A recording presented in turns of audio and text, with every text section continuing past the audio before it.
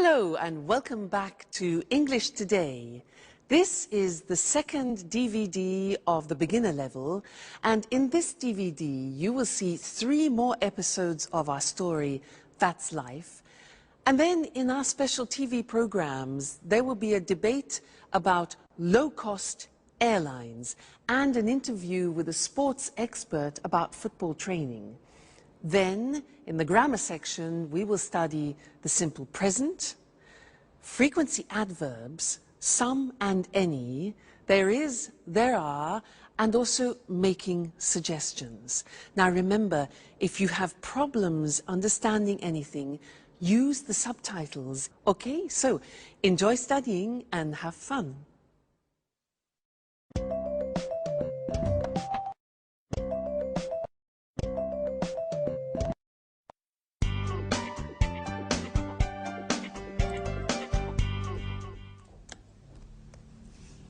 Hello, Anne. Oh, it's you, Peter. Look, this is it. Look at what? My office. Here, near my bed. Oh, I see. By the way, where are the office supplies? The computer supplies are in that cupboard over there. The folders, pencils, pens, etc. are here in this cupboard. And I also have 2 chairs. Oh, good. Are these for everyone? No, they are not. Don't touch anything, please. Okay, so you say you have all of the office supplies. No, not really. There isn't a fax machine. There aren't all the programs I need on my computer. And I guess you have an answering machine. Is it useful? I don't need an answering machine. I answer the telephone myself. Okay, you're right. This office is nice. And if you need a fax machine, I have one in my apartment. Oh, thank you. Wait a minute. Something is missing. Where's the coffee machine? All offices have a coffee machine. I'm afraid there isn't one here. There's a staff kitchen on the other side of the house. In the kitchen. We can have some coffee there. Good idea.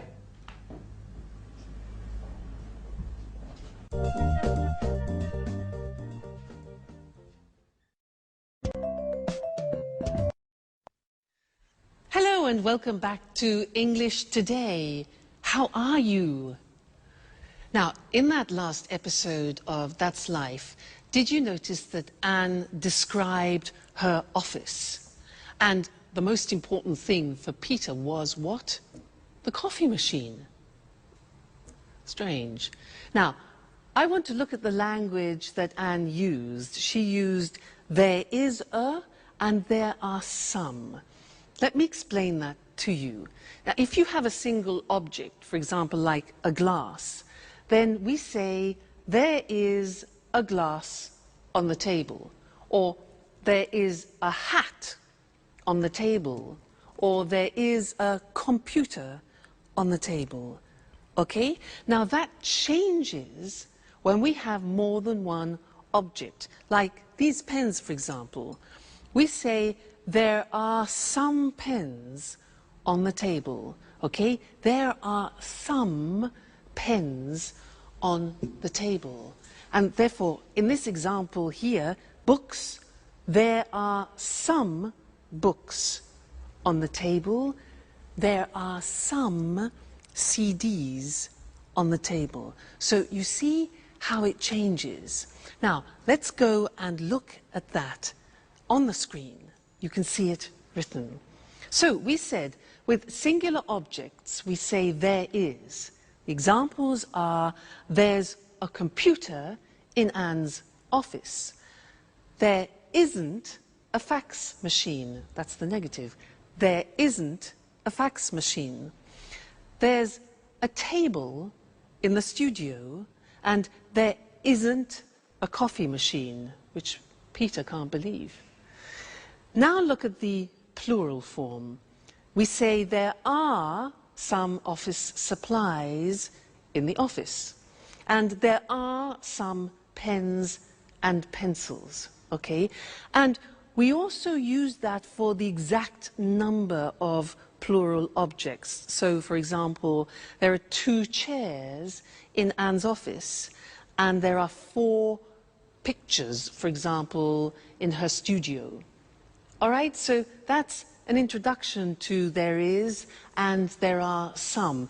Now, in the next lesson, we're going to look at the difference between some and any, which is very important. So listen out for that in the next episode, and then come back here and we'll work on it. All right? See you later. Bye.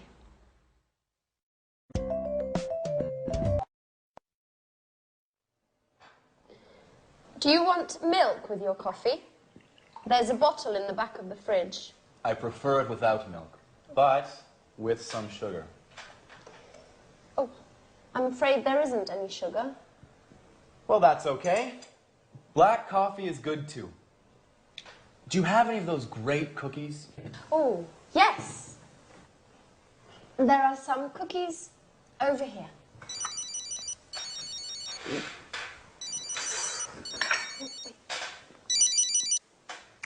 Peter speaking. What? An audition? No, not at all. I'm free. Great. Bye. Well, finally, an audition. Wonderful. When? Next Monday at the Opera Theater. These cookies are fantastic. Are there any more? There are some more in the box. Thank you. Bye, Anne. Time for music. Hey! Take your dirty napkin away from my kitchen!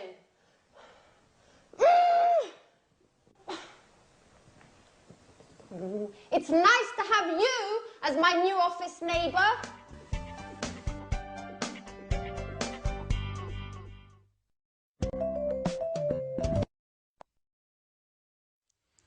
Hi again. Anne's a bit difficult, isn't she? Yeah. Now, this is a lesson about some and any. Remember, Peter said, "Can I have some coffee and some biscuits?" Well, I want to talk to you about that right now. Now, in order to understand some and any, we have to understand the difference between countable objects and uncountable objects. So, these things here are ingredients to make a wonderful English lemon cake. Let's divide them into countable objects and uncountable objects. Let's start with these. Now, these are lemons. Countable means you can count them. Uncountable means you can't count them. Can you count these? Yeah, 1, 2. So, these are countable, so there are some lemons. Now, what about these? These are nuts. Can you count these? Yeah, 1, 2, 3, etc. So they are also countable. So we say there are some nuts on the table. Now, what about this? This is marmalade. Now, can you count marmalade? Well, you can count the container, but not the marmalade inside. So this is uncountable, and we say in English, there is some marmalade. It's a singular verb. So we put it here, it's uncountable. Okay? Now, let's look at this. What's this? This is salt. Salt. Now, is this countable or uncountable for you? Countable or uncountable? Well, it is very difficult to count all the little bits of salt, so this is uncountable. We put it here, all right? Now, next thing, these two, eggs. Countable, uncountable, 1, 2, countable. There are some eggs. This here is spices. Spices. Now, these you can count. So we say there are some spices. What about this? Milk. You can count the bottle, but can you count the liquid? No. So all liquids are uncountable, and we say there is some milk. There is some milk. So singular verb. Put that there. Now, what have we got here? Butter. Butter. Can we count that? Well, we can count a packet, yes, but the butter inside? Exactly, no, we can't count butter. So there is some butter, we put it here. Good. Now, what else have we got? Flour. You know, flour we use to make pizza, to make cakes. Is that countable? Exactly, it's not countable. It's like salt, like sugar, like coffee. So we put this here, uncountable. And the last thing, this. What's this? Water. Is water countable? No, it's not. So water goes with the uncountable. There is some water. It's quite difficult, hey? Let's look at the screen to see that written, all right? And we will do a general summary. So we said countable objects in the plural. In the positive form, we say there are some lemons on the table. There are some CDs on the table. There are some eggs on the table. So that's countable. Now the negative is there aren't any, we use any, there aren't any cigarettes on the table. There aren't any biscuits, important, any for the negative. There aren't any magazines, for example, all right? Now, questions. Here again, we use the word any. We use any in the negative and any in the questions. So, are there any glasses on the table? Are there any books on the table? Are there any pens? All right, so some in the positive, any in the negative, and the question form. Good. Now, let's move on to uncountable objects. These ones here. The examples are, there is, singular verb, some sugar on the table. There is some flour on the table. There is some water on the table. Okay? Negative, again, we use any. We say there isn't any bread on the table. There isn't any wine, a liquid, on the table. There isn't any chocolate on the table, all right? Questions, again, with the singular verb and any. Is there any money on the table? Is there any pasta? Unfortunately not. And is there any beer? Okay? Now, I want to add one more thing to this lesson, and it's the words this, that, these, those. Let me explain. With one object, you say this CD when it's close to you, this CD. But when it's distant from you, far away, you say that CD, this, that. All right? We hear this very often. Let me take two, plural. Now we say these CDs. When they're far from you, we say those CDs. Okay? So these, those, one, this, that. Let's see that on the screen. So this book, plural, these books when they're close to you, and that chair, for example, and those chairs when they're distant from you. That's a big lesson, hey? There's a lot to remember. So we have some and any, countable and uncountable, this, that, these, those. Whew! You have a lot to do at home to study there. Anyway, no problem, because you're great students. So We'll meet again in the studio very soon for some more English. Take care. Bye for now.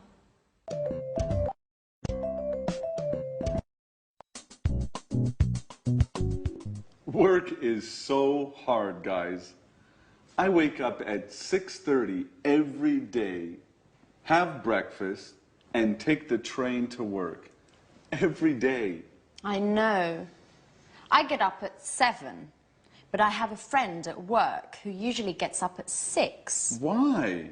That's too early. It takes him an hour to drive to work. Wow, that's a long drive. Yes. But he lives in the country. I think he's lucky. Every weekend he can go for walks in the woods, not in traffic jams. I guess that's pretty nice. He lives in the countryside, but works in the city.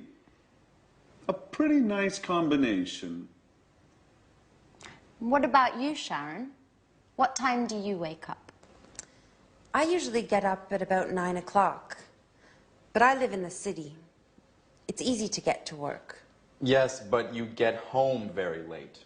Often 6:30 or 7. You know, I sometimes have 5 or 6 groups of tourists a day. You work too much, my dear. And you sing too much, Peter.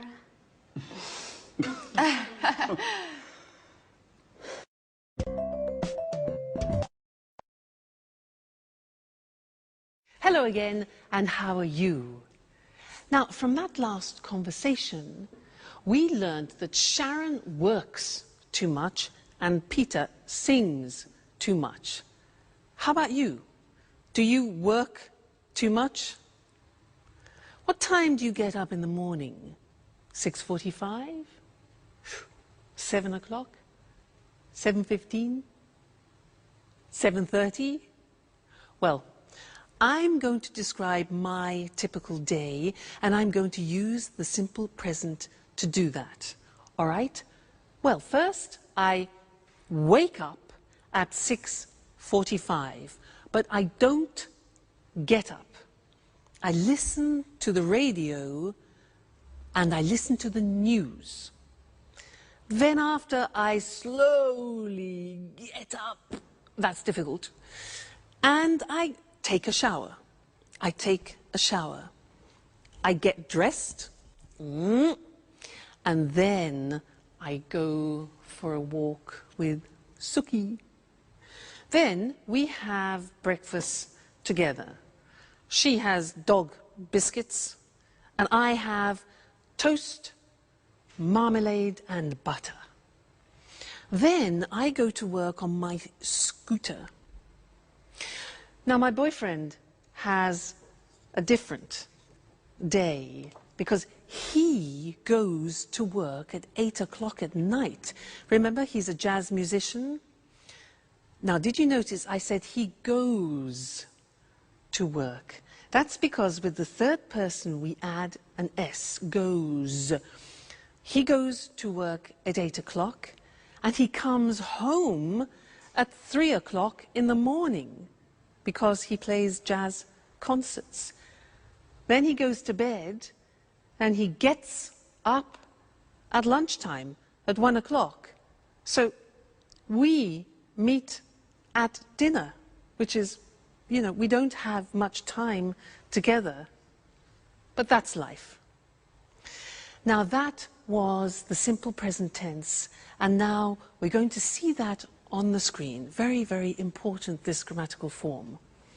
So, I work, you work, he, she, it works, she works, it works, we work, you work, they work. Now, very often you forget to put the S on the third person, so I have another teaching assistant who will help you to remember, Mr. Snakes. He is here to help you remember to put the S on the third person. So listen, I work at home, you work every day, he works. at night. She works in an office. It works all week. We work together. You work full-time. They work at weekends. So remember, it's not difficult, the simple present in English. I work, you work, he works, she works, it works. Don't forget, Mr. Snake, don't forget the S, the third person. All right? Good. Now, listen to the next episode and try and pick out words like often, sometimes, occasionally, because we're going to study those next. All right? Go and have some fun. Bye.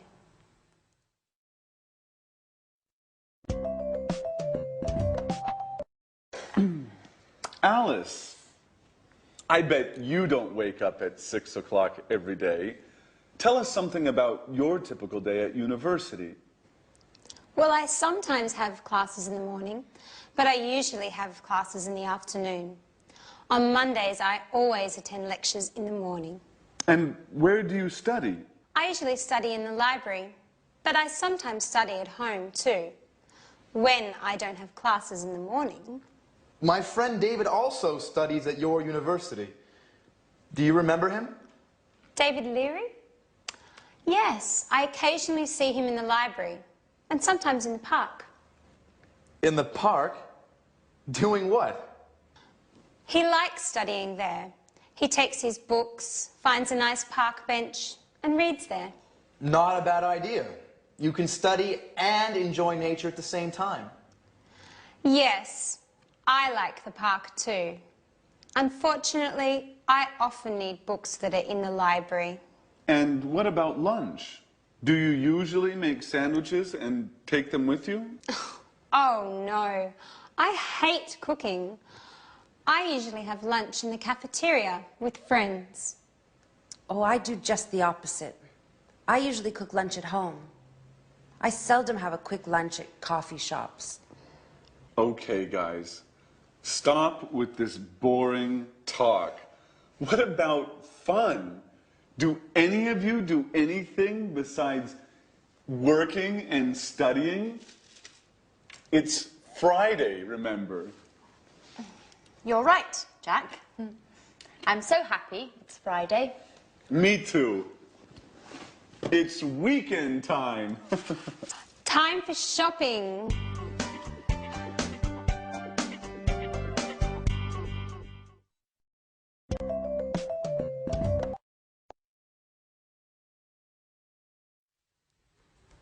Jack really knows how to provoke Anne, doesn't he? Did you notice those words? Sometimes, always, occasionally? Because we're going to study those now. And in English, they're called the frequency adverbs. And we usually use them with the simple present tense. And they describe how many times you do actions, frequency adverbs. Now, to help me introduce them, I have another teaching assistant. This is, ta-da, Mr. Dinosaur. Mr. Dinosaur is here to help you with the frequency adverbs. Dinosaur, D-I-N-O-S-A-U-R. Now, let's see at the screen how Mr. Dinosaur is going to help you. Well, look at the screen. Now, we're talking about adverbs of frequency, things which describe how often you do something, like habitual actions. Dinosaur. Look at the screen. We have D-I-N-O-S-A-U-R.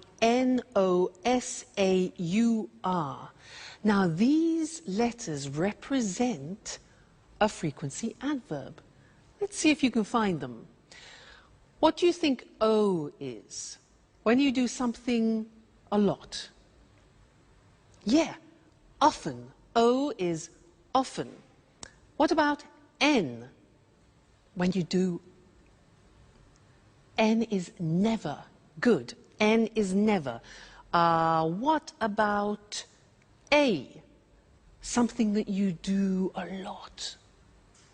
A is always. Good. What about S? S is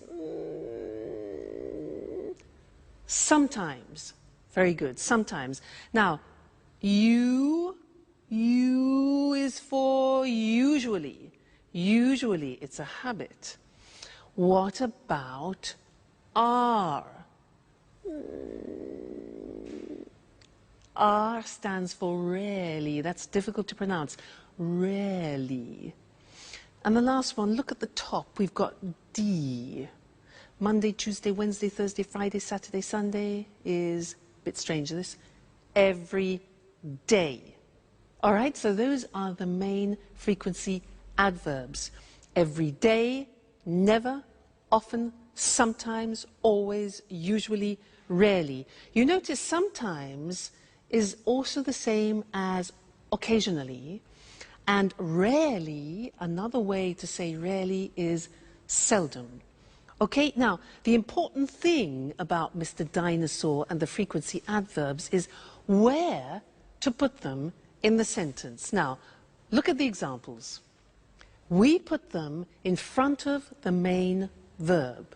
So, I never go out.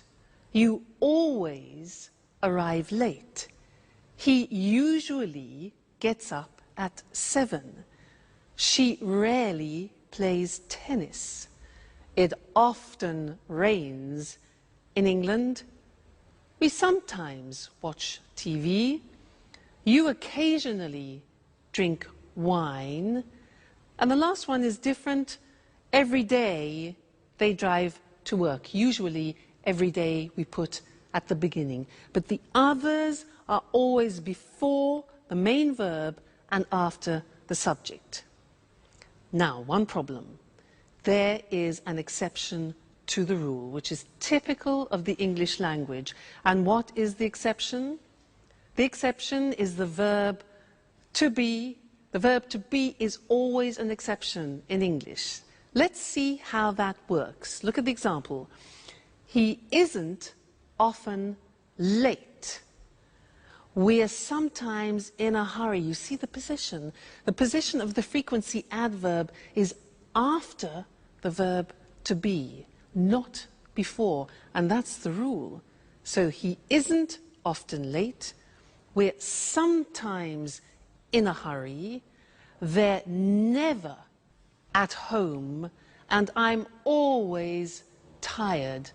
So those are the frequency adverbs, very important, and we use them to describe our habitual actions. Now, in the next episode of That's Life, listen for this word, enough. Enough. It's a very strange word, because we're going to talk about that in the next lesson here in the studio. So, go and see That's Life. Bye.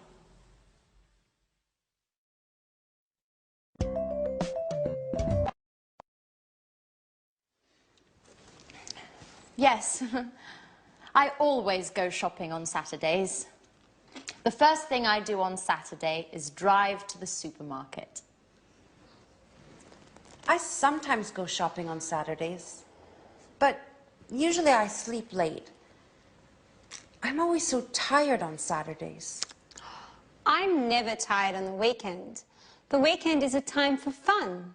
I paint, go jogging, go out with some friends. Unfortunately, I sometimes have to study. Oh, I sometimes do a little work at the weekend. When I'm free, I like going swimming, going to exhibitions, or to concerts, if I have enough money. Oh, and every Sunday, I clean up the entire flat.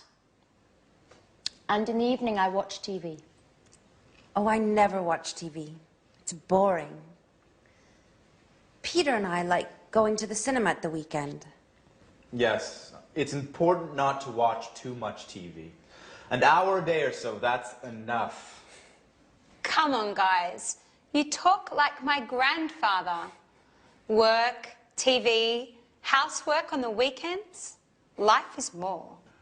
I want you to take me to places where young people have fun. Great! Get ready, Grandpa.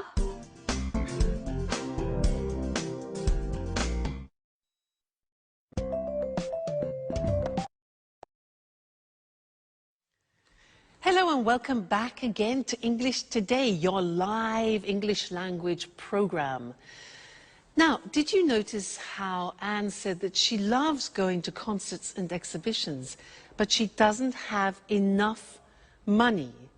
Now, this word enough, it's written E-N-O-U-G-H. The pronunciation is enough. What does it mean? Let me show you. I have a ticket here for a concert, okay? This is 45 euro. 45 euro. Now, I have 40 euro here. 40 euro, 45 euro for the ticket. It isn't enough. It means it's less, it's not sufficient. It isn't enough. No ticket, no concert. So, happens. Like Anne, poor Anne, not enough money. Now, another example, you ask me, can I have a glass of water? And I say, sure. So, here you are. You say, what? Excuse me, it's not enough. Not enough, it's not sufficient. Oh, I say, okay, fine. So, glass of water, here we go. And you say, oh, it's too much. Too much. Now, that is the opposite. When something is in excess, it's too much. Let's go back to the ticket. For example, imagine that the theatre ticket has a discount.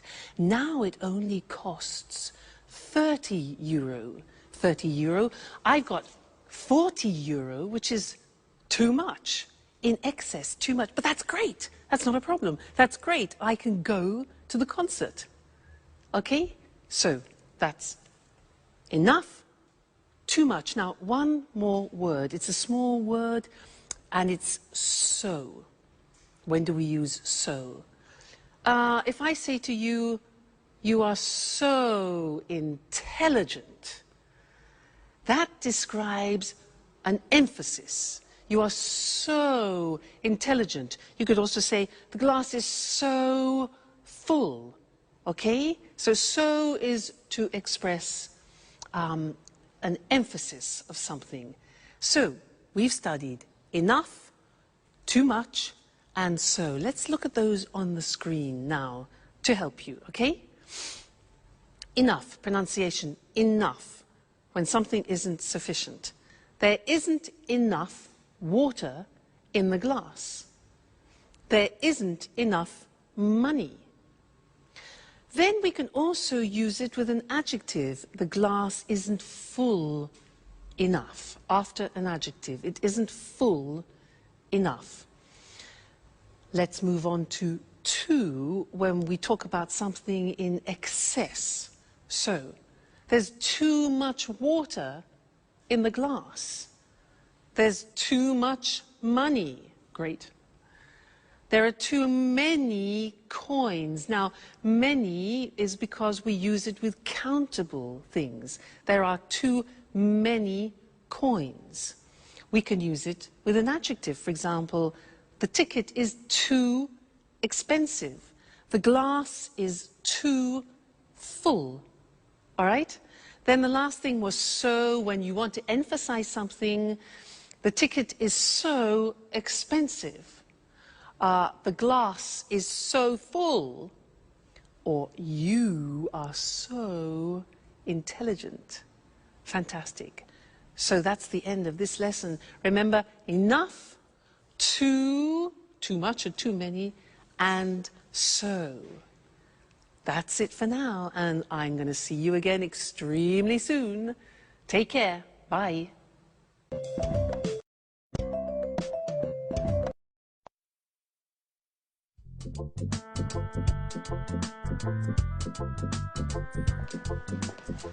May I ask you a question, Alice? Sure, ask any question you like. I'm an open book. Do you have a boyfriend? Well, I go out with some boys, but that's nothing serious. According to my birth chart, I need some Taurians. But that's not easy now that Saturn is in Leo. I see. Anyway, I think you have a strange relationship with boys. Oh, no. I like boys very much. They're great at carrying packages. You're exceptional. Thanks, Jack. But now, stop talking about me. Let's talk about you. What do you think of me? No, really. I'm curious. What do you do at work? Oh, nothing special. You know Speedmaster, the sporting goods factory. Yeah, sure. They produce wonderful running shoes. What department do you work in? I'm a sales manager. Last month they gave me a promotion, and now I'm responsible for Southern Europe. That's why I moved here. Wow, that's really interesting. You must be very good at work. What exactly do you do? Oh, basically I look for new clients and keep them informed about new product lines and take care of their requests. What kind of requests do they have? Oh, they often ask questions about new models and prices. What do you do if they want a discount? Well, basically, I don't get mad. I listen to them and then I tell them no. Well, seriously speaking, it depends. Each client is different. If they're important, I try to make an agreement with them. Hi, Anne. Hi, Sharon. Where's Peter? Oh, Peter's preparing his audition. Well, tell Peter I wish him good luck. Do you really care?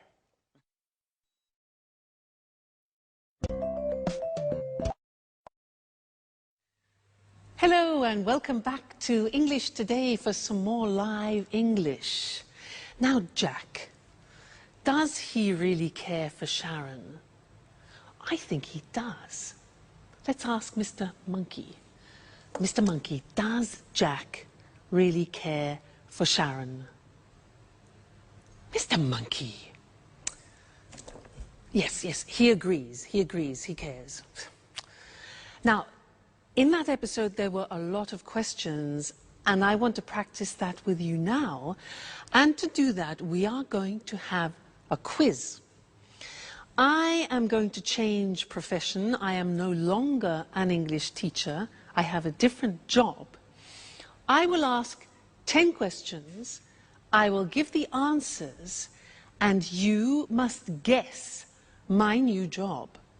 Now, if you guess it correctly, I will play a flight for you to go to London for a romantic weekend. How about that? Flight to London? So 10 questions. Listen carefully. Number 1. Do I work in an office? No, I don't. Number 2. Do I work outside? Well, yes, actually, I do sometimes work outside. Next, do I have special qualifications? Oh, yes, I have special qualifications for my job. Okay, next one. Do I work at weekends? Yes, I do, actually. Most weekends I work. So, I don't work in an office. I work outside sometimes. I have special qualifications, and I work at weekends. Okay, next one. Do you travel a lot?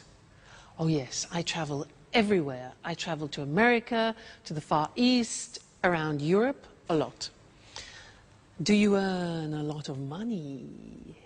Oh, yes, I earn a lot of money. Next question. Do you use your hands when you work? Yes, I do. I use my hands, and I also use my feet. Very important. Next one. Do you work with other people? Yes, that's very important. I work with other people. All right, next one. Do you use music in your job? Music? Yes, now music is very important for me, music. And the last question, do you wear special clothes? Well, yes. For my job, I have special clothes, I have special shoes, particular shoes, and I do my hair in a special way. So, I use my hands and my feet. I work with other people. I use music. I earn a lot of money. I wear special clothes. And I travel a lot. So what's my job? No. No. No. It's difficult. Shall I tell you? I'm a prima ballerina.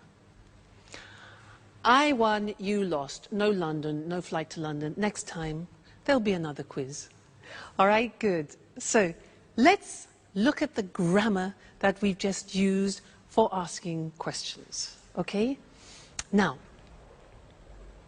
we have the question form with the question word like when, the auxiliary, do, I, the subject, and then arrive, which is the verb.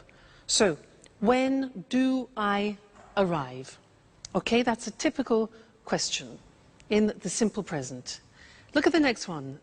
What do you do at work? What do you do? Next one now, this is important, and we need Mr. Snake, because it's who does he work with? Remember, does, third person, the S, do becomes does. So, who does he work with? Next one, why does she study? Third person. How much does it cost? Again, third person, it. When do we leave? Where do we live? And how do they speak English? Okay, so remember, third person does is the auxiliary plus the infinitive. All right, so those are the English question forms. Now, in the next episode, listen out for the negative form, and then we'll study that together. Okay, so have fun studying, and I'll see you again very soon. Bye.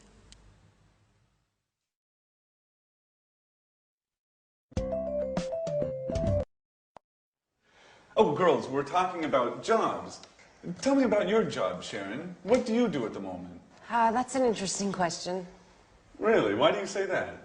Well, you know I have a degree in archaeology, but now I'm doing something quite different. Do you have a part-time job? No, unfortunately, it's a full-time job. I work for a travel agency. Oh, what do you do?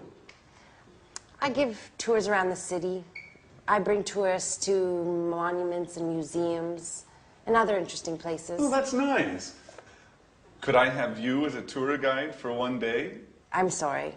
I only work with groups, usually with Japanese people. Oh, well, I'm a black belt in karate. Very funny, but it's not enough. It's too bad. Anne, stop cleaning for a moment. Sit down and tell me about your job. Okay.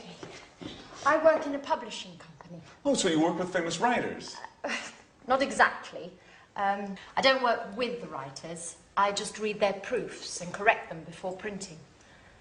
By the way, do you know Paul Taylor? He works with you, right? Yes, but we don't work in the same department. He works in the advertising department. But we are good friends. Every weekend we play tennis together. Play tennis? I'm jealous. Do you play tennis too? Do you want to play with us? Well, just joking. I don't play tennis that well. Only karate.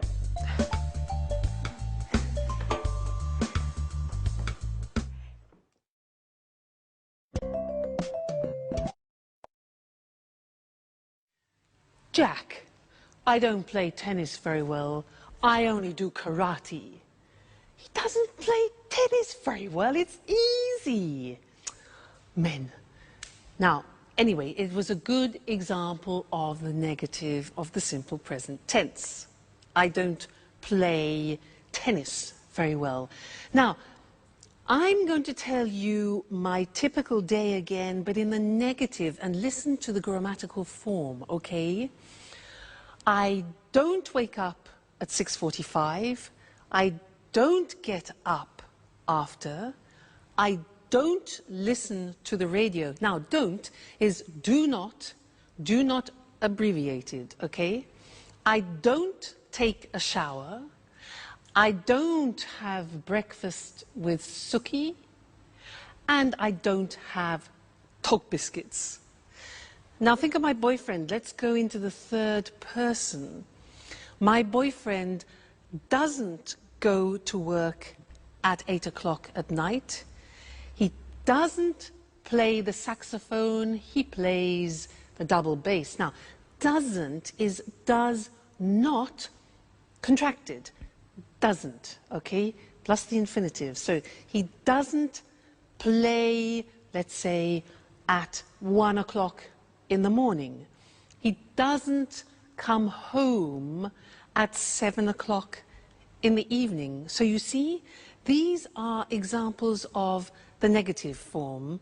And now we need to go and look at the screen because we need to see how that works in comparison to the positive form.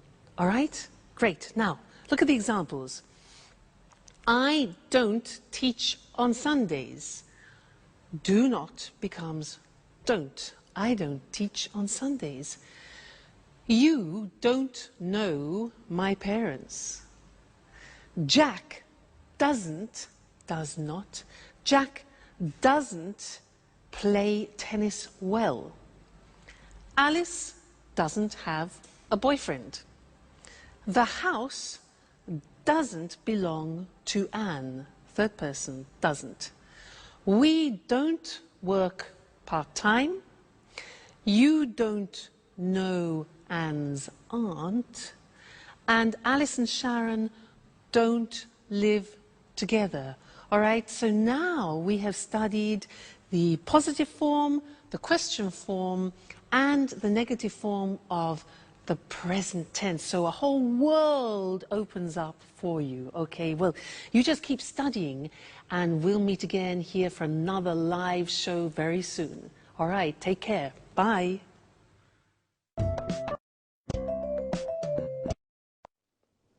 Good evening from Eric Brown.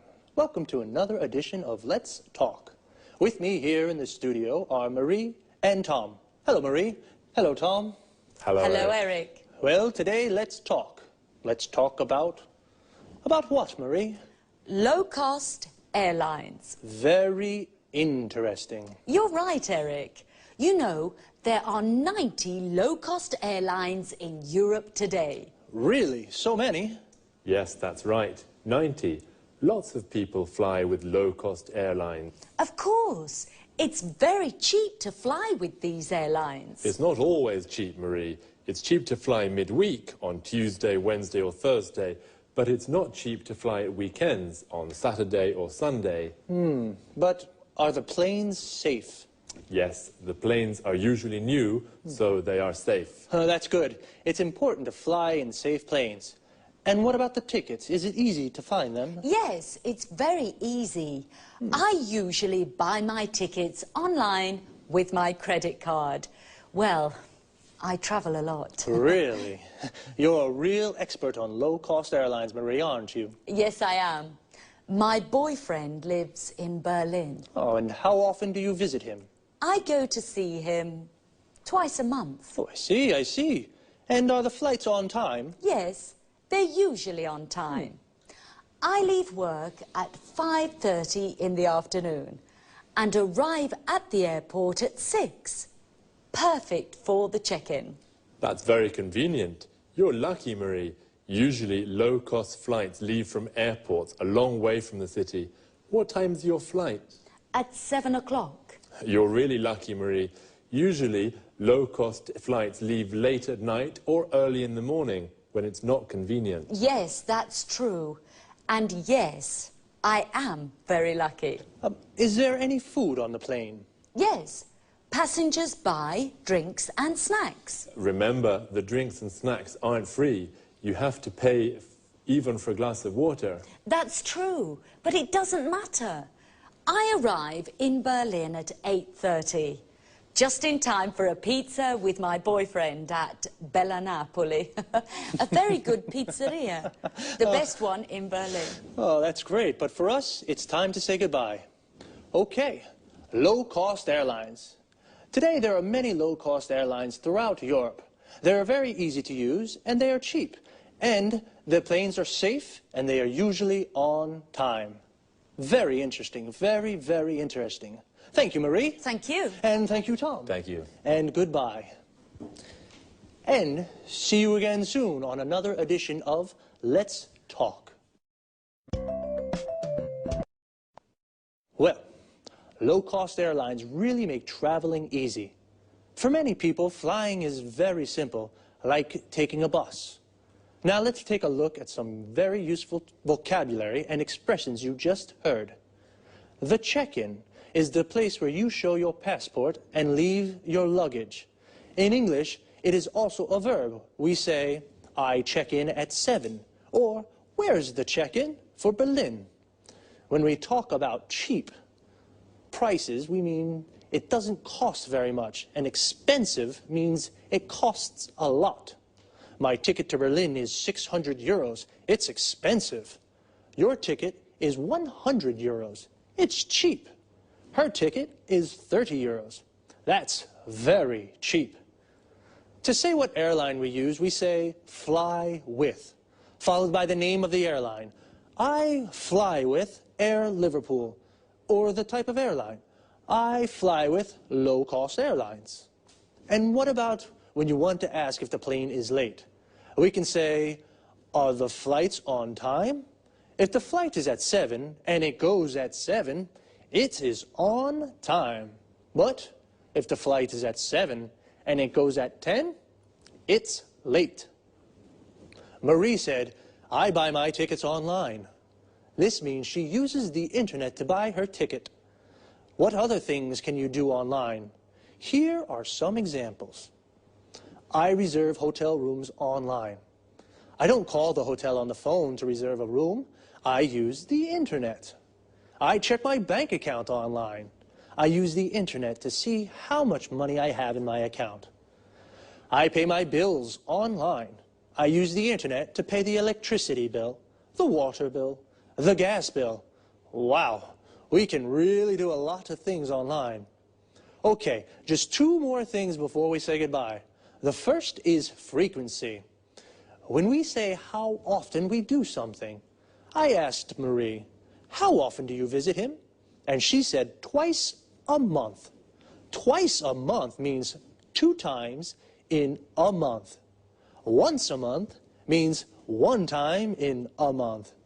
But when we do something more than 2 times, we say 3 times a month, 4 times a month, etc.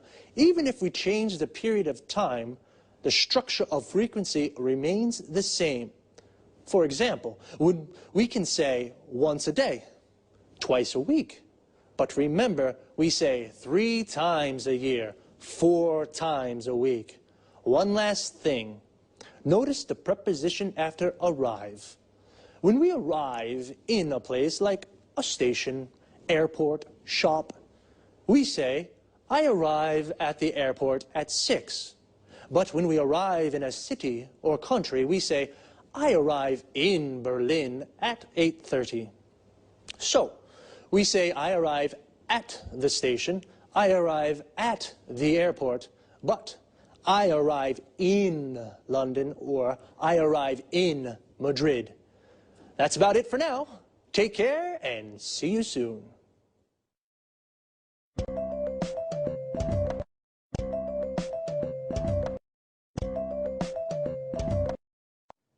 Good afternoon to everyone. Welcome to Sports Special, the program dedicated to all sports and all sports fans. I'm Eric Brown. In the studio with me is John Forbes, our sports expert. Well, John, what are you talking about this afternoon? Football. Great, my favorite sport. It's not only your favourite sport, Eric. Millions of people love football. Of course. It's a fantastic game. The best in the world. Well, maybe. But remember, Eric, football isn't only about fame, success and money. Oh, a lot of money. Professional footballers earn millions of euros. That's true. But football is also about hard work, fitness training, stretching and jogging almost every day. Really? How often do professional players train? They go jogging every day at 8 in the morning, and then they work out in the gym. Ah, so much exercise. And that's not all. Really? What do you mean? Well, they also practice football 3 or 4 times a week with the team. And where do they train? They usually do fitness training at the football ground. First they do stretching, then they practice shooting. Is the coach with them during the training? Yes, of course. The coach is very important for the team. He shows the players good techniques for passing, dribbling and heading. And he decides who plays in the matches. How many matches are there in a football championship? 30, more or less. You know, football championships take place in the winter, usually from September until June. And when do they play matches? At weekends, but the big clubs also play during the week for the European Cups. Oh, championships, European Cups, training. Footballers are very busy. Yes, they are. The only time they rest is in the summer. Well, holidays only in the summer, but what about fun? For example, can the players have a beer after a match? Of course, Eric, especially if they win. A beer is a perfect way to celebrate a victory. Well, a footballer's training routine is very hard, but it is very rewarding too. Okay, thanks to our expert, John Forbes. And goodbye to all football fans and sports lovers. See you again soon for a new edition of Sports Special. First of all, football and soccer are the same thing. Football is the British word, and soccer is the American form. But they are exactly the same thing. So, let's take a look at some of the vocabulary we use to talk about football. Do you like football? If you do, then you are a football fan. Like me. Do you support a team? I support Inter. We say that we support a team when we are a fan of that team. So, what is a team? It's the group of players that play together. For example, Manchester United is a football team. A person who plays football as a job is called a professional footballer or a professional football player. Footballer and football player are the same thing. A football player is a footballer. And every team has a coach. A coach is the person who prepares the team. He teaches techniques and how to play well. So, 11 football players make a team, and when 2 teams play against each other, they play a match. But as John told us, footballers don't only play matches, they do a lot of training. Training is all the exercises they do to prepare for matches. We can say, footballers do training, or footballers train. Training is the noun, and train is the verb. And what do they do when they train? John said a few. They work out in the gym. They do stretching. They go jogging. And they practice football skills. John also mentions some of the skills or techniques that footballers practice. Passing, which means to pass or kick the ball to another player. Dribbling, which means to move the ball forward with the ball. Shooting, which means to shoot or kick the ball into the goal. And heading, which means to hit the ball with your head. It's a lot of hard work. I think they definitely deserve a beer when they win. Well, that's all from me for now. Take it easy.